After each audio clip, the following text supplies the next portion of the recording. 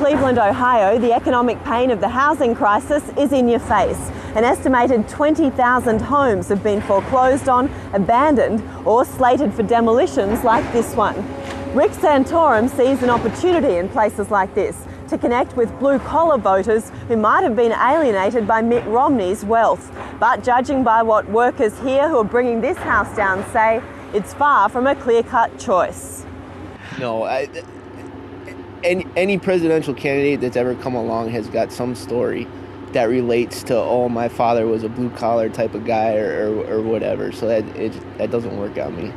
So.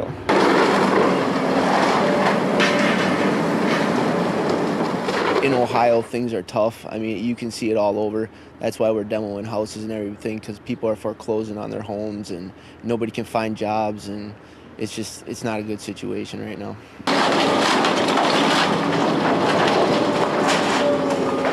There's a lot of people right now that are blaming Barack for all this.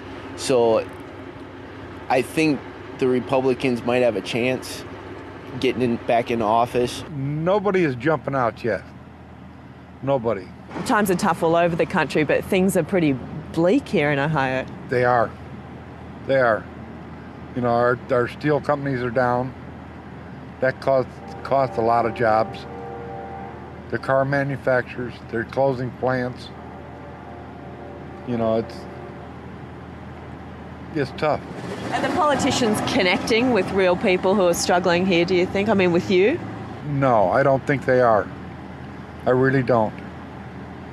You know, if they would get out and look at some of this stuff, you know, they could do a lot better job. If I had to pick, it'd probably be Santorum. But I don't know. There's something about Romney that I don't know. I don't trust the guy. If someone who's wealthy, you got to look at, well, maybe he has a good business sense and he could, you know, turn this around. You know, he's going to make smart decisions. But then you also got, like you say, he might not be in touch with the regular people. So, I mean, it's a kind of a catch-22. You never know. You don't know really which way to go. You just kind of wait till you hear how it all works out, and you got to go for the best guy, I guess. As a swing state, Ohio also carries a lot of symbolic weight. Depending on what happens here, Mitt Romney will either come out of Super Tuesday as the Republican candidate who's shown he can win key Midwestern battleground states, or if he doesn't fare well here, it's likely to reopen doubts about whether or not he can actually woo blue-collar voters, who will be important in determining the general election against Barack Obama in November.